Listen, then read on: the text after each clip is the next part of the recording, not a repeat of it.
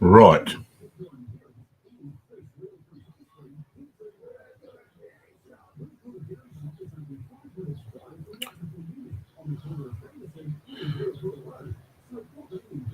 Thought I'd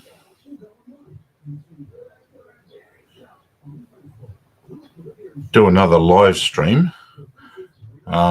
This time editing some softball. I'll be taking a couple of screen captures at different points, but what I'm looking at doing, just because there's the right amount of room, is hopefully removing this person and removing this person, mainly because there's a teeny tiny bit of space here. Should be able to get it. Because next month you start having limits on how much you use generative AI. So I thought I'd do this while there weren't any limits still.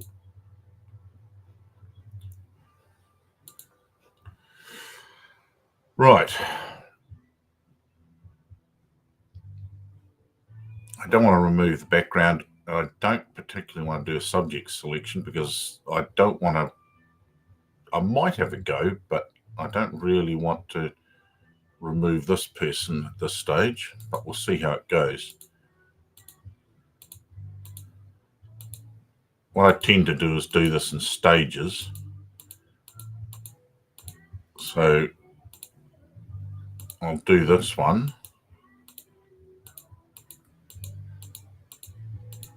Make sure that works okay, which it should do.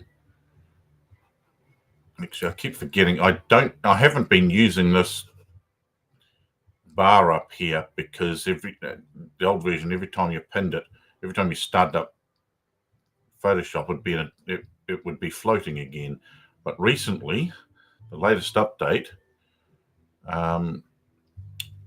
enabled you to pin it permanently up here, so it sits like a little toolbar up here for me, and it's out of the way. I'm still getting used to it being there. I hit generate, see what we get.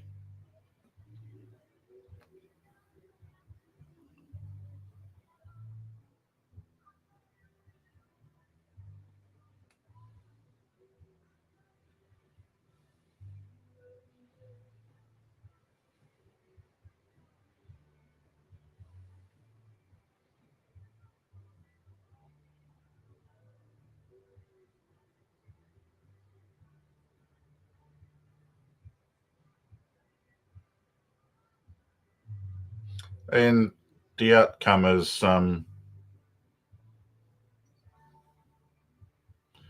actually pretty good. I quite like that. Yes, if you know this grounds, you would know that there's a fence continues along this fence, but here continues along. But most people wouldn't have a clue, so no big deal.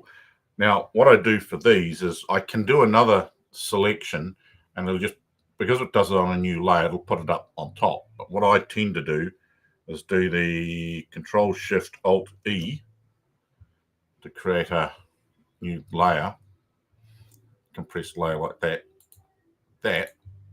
It's just a habit I've got into, because if I use something else that is destructive, I can be reasonably comfortable that I'm not going to destroy things. Or if you suddenly switch to using the delete tool, the delete remove tool, then you don't have to worry too much. Right.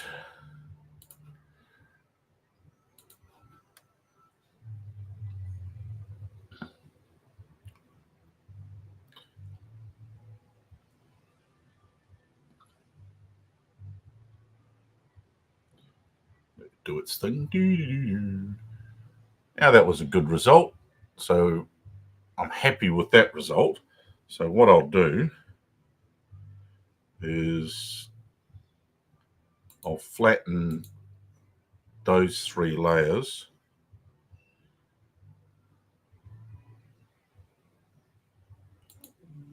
Don't need that anymore. That was just in case I need to go back.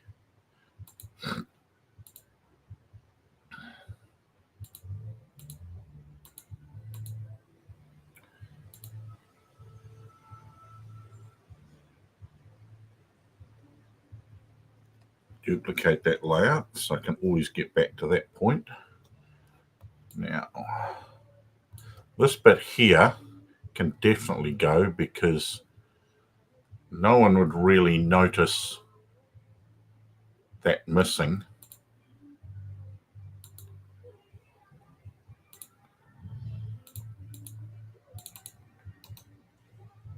I'm trying to get used to using this thing up here.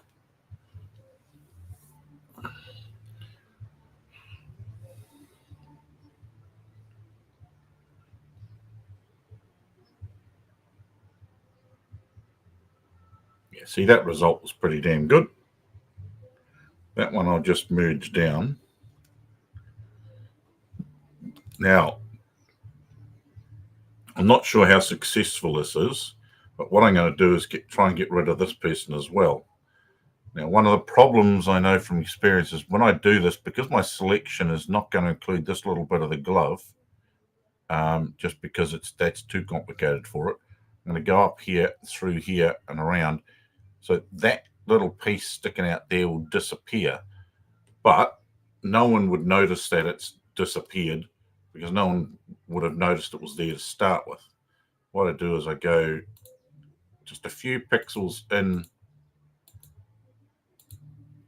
on the clothing. This works best with plain clothing. Pattern bits of this may have issues. And we've got to accept that we may lose some of the woman's arm.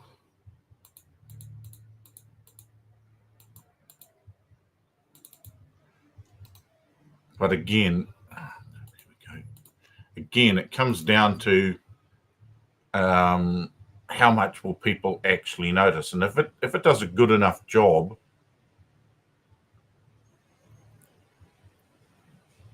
where it removes a bit of shirt or something, it may not be that noticeable. In fact, it did a really good job. You can see down here it fattened the trousers out here.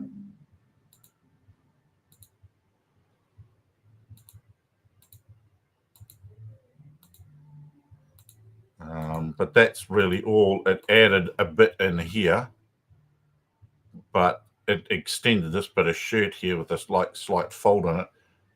But the reality is that's not too bad. It tried to extend it. It must have seen that there's something up here and extended that down. So what I'll do is I'll now start on this bit here. I don't mind this person being in the background. It's just that if I can get rid of them using the tools that are available to me, why not? If not, I might have to just go back, and this is why I'm not compressing these layers down completely, is because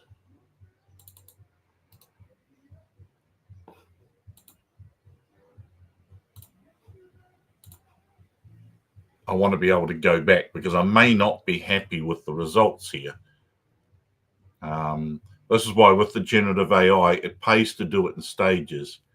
Take out the bits you most want out, or that are going to be the easiest to get out.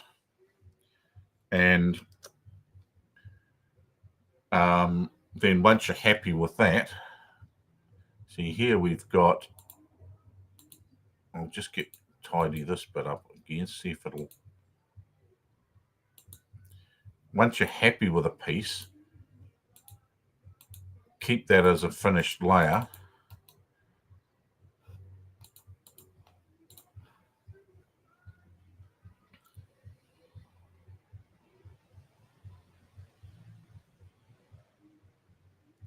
And see it's fixed that.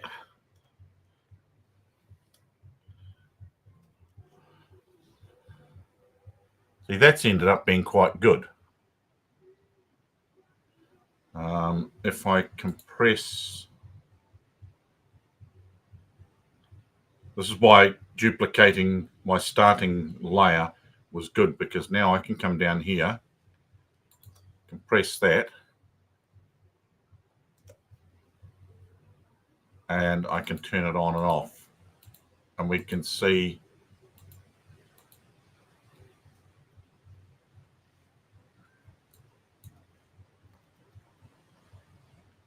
it's added a bit of hair in here.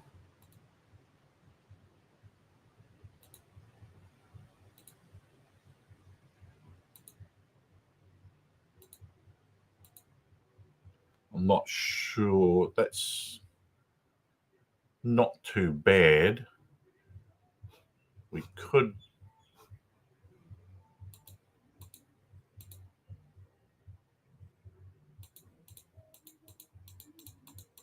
try for a, see what happens.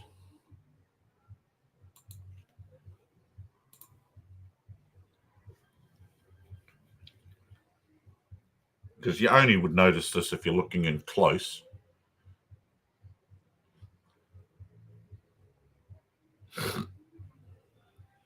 But there it did a better job. If you look really closely, you can see this edge here is not perfect. Let's bring up this silly warning, but it's given me one result. So yeah, it's not perfect on this ear here, but because of the slight blur, slight out of focus here with that, it's not too bad. This bit here, it's got rid of a bit.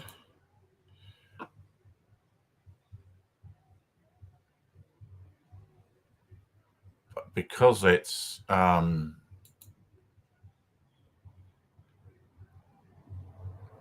it is, if I duplicate this, choose those two. Oops, hang on. Oop, hit the wrong one. Now, what I could do is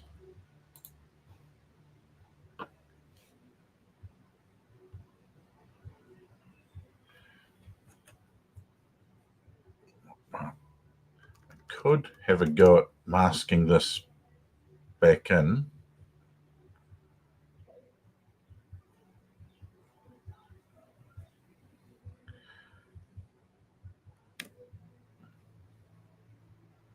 Just very carefully.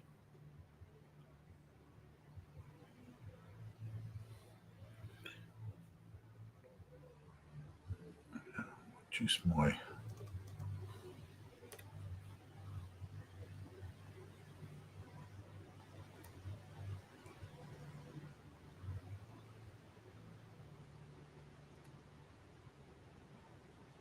there.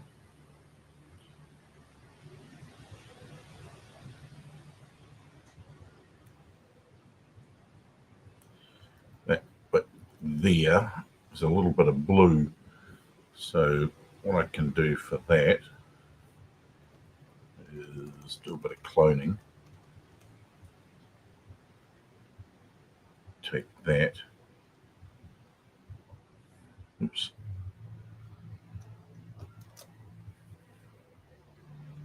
Take something like bigger, that there. Just gently clone that in. Reduce the opacity. Even more than that.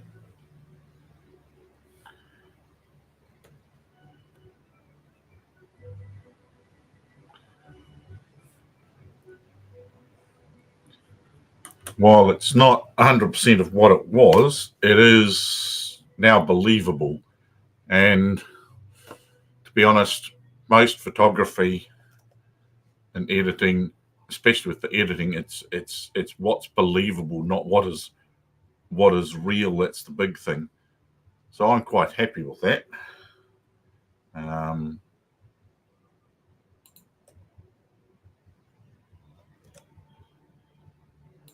The only reason I'm keeping that like that is because I'm going to grab a screen capture of that. I could fix this here if I really wanted to, and we'll see if it'll behave itself.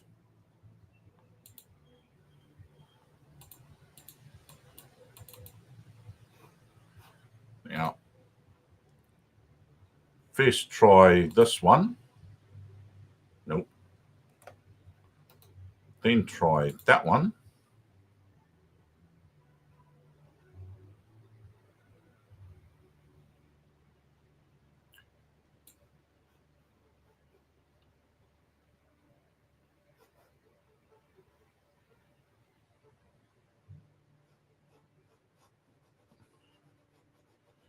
Because with the way generative fill is going to be working in the near future,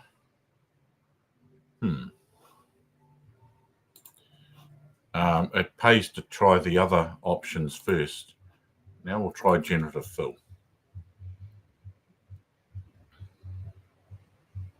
If I wasn't so lazy, I would have just gone straight to cloning, which probably would have been the easier option. But while generative fill has got no restrictions on it, I've been quite curious to see what it can and cannot do. And that result isn't too bad.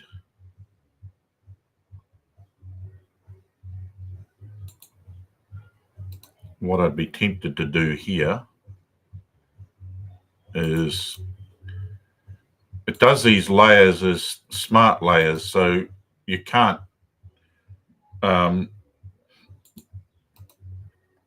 notice apply mask doesn't exist there, so you have to go into here, rasterize the layer, apply mask,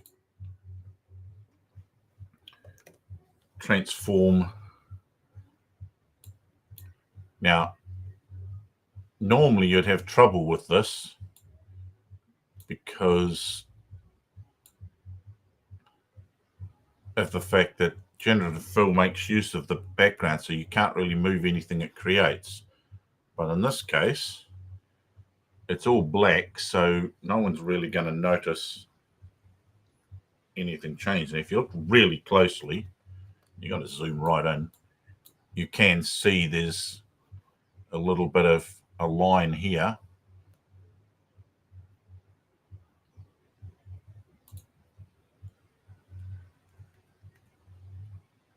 But we can fix that by chucking in a mask. Going to here, dropping the opacity a bit, bumping up the size, and just doing a quick, oh, wrong, need to be black.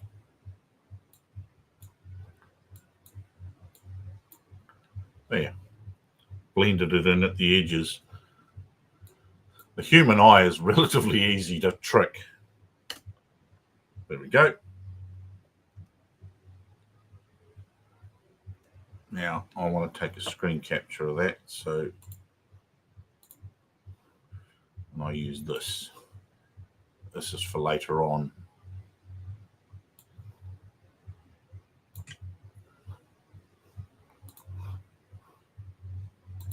I'm going to do, I often do a number of these before and after things.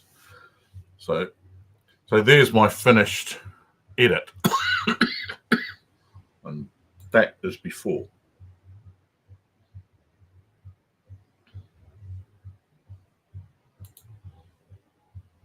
What I might do, just for the hell of it, is crank up the timeline, just in case I want to use it while I've got this here. Timeline.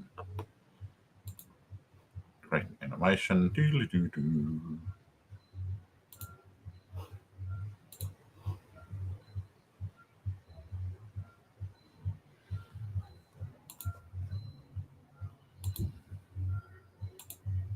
See how that plays.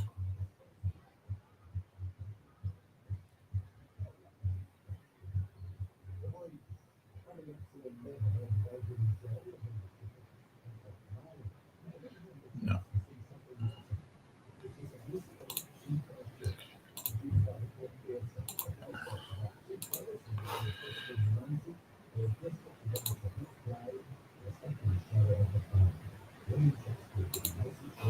Let's chuck in some text. Let's be really fancy.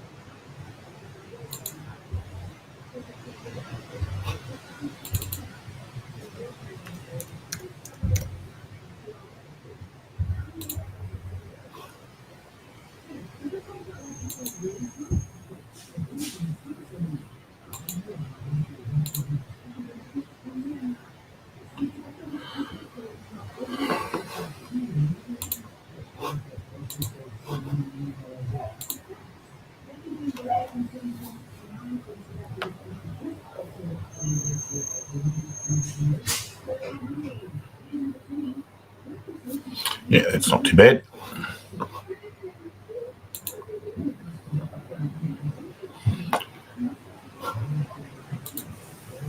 Export, save for web, crap, GIF.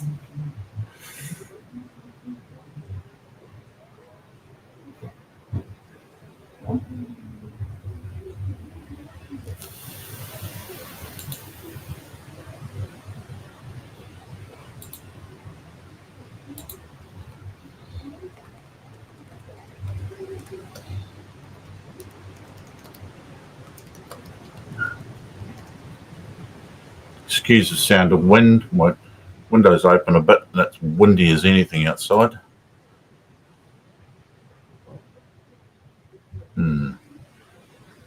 Maybe we should shrink the size of that. That is a huge animation.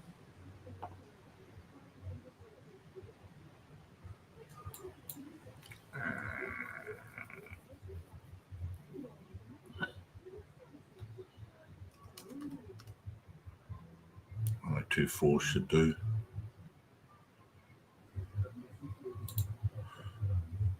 Well, it's going to be ridiculously huge.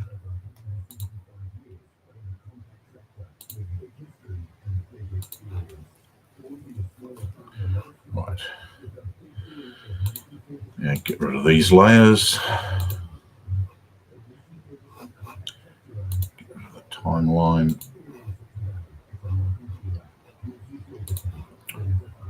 Run my preset for resizing. Oops, a daisy. I deleted the wrong thing. Oh.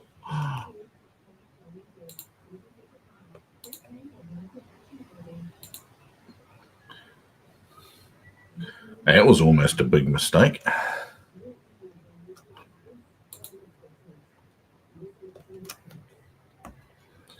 Now, what looks like a practice session, what was a practice session photograph with people in the background, now looks like an in-game photograph. Because this whole thing was a practice session, but they had a short game afterwards.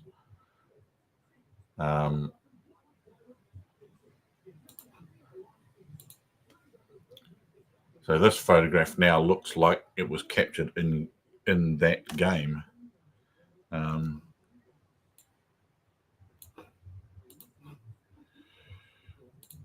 Which is cool.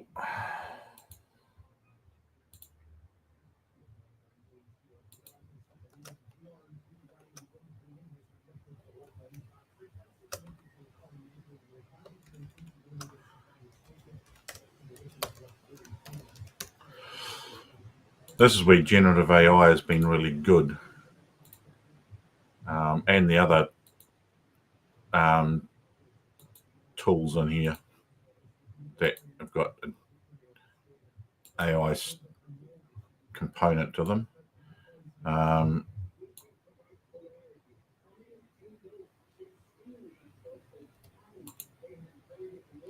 been able to accomplish stuff in here that would have taken ages to do.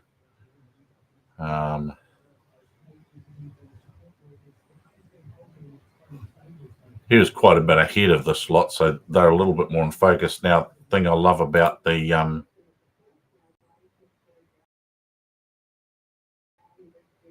lens blur in Lightroom is I was able to adjust this. I didn't go in as far as I could because you look at the yellow, the bright yellow there in the visualization. It's this here. Now, I could have gone in further and done that, but I decided to leave it there. And the effect it has is mostly on the background.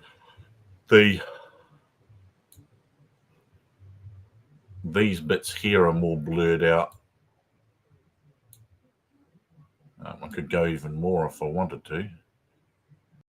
The thing you got to be careful with lens blur is ensuring that there is good separation between your subject, this one here, and the background, and even your secondary subjects in the background. That's when it works the best, because that way it doesn't look too plasticky or stuck on.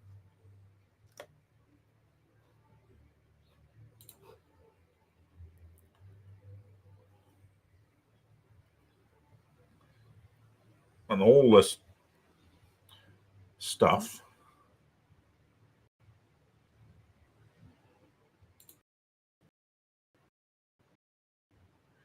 just speeds up my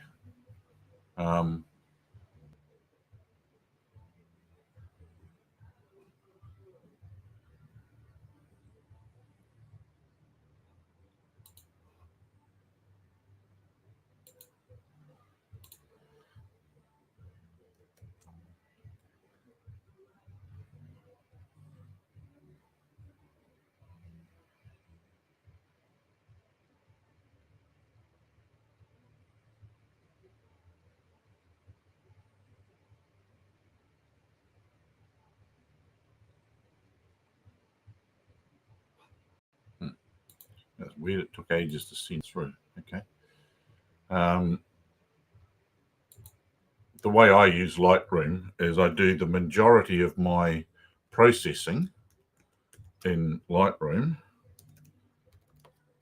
and only final touches in Photoshop. Even if I was doing something that required straightening buildings,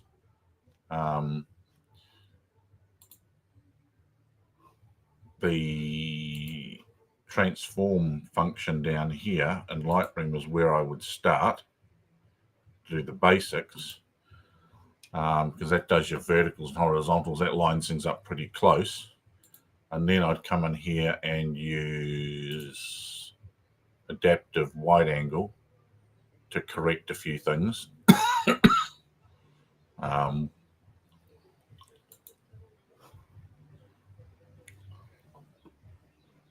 It doesn't do anything in a picture like this. Because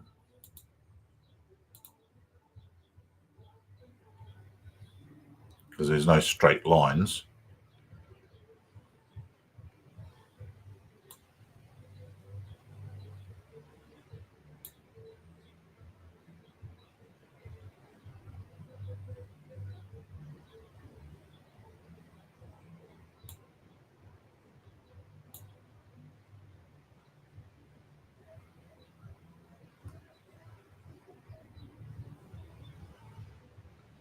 But it can be useful for doing things like this.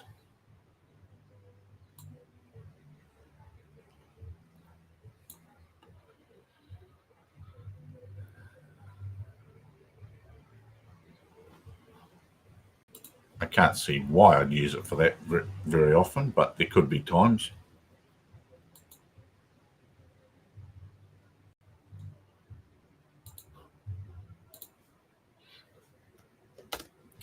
So anyway, that was using generative AI fill, whatever the hell it's called. And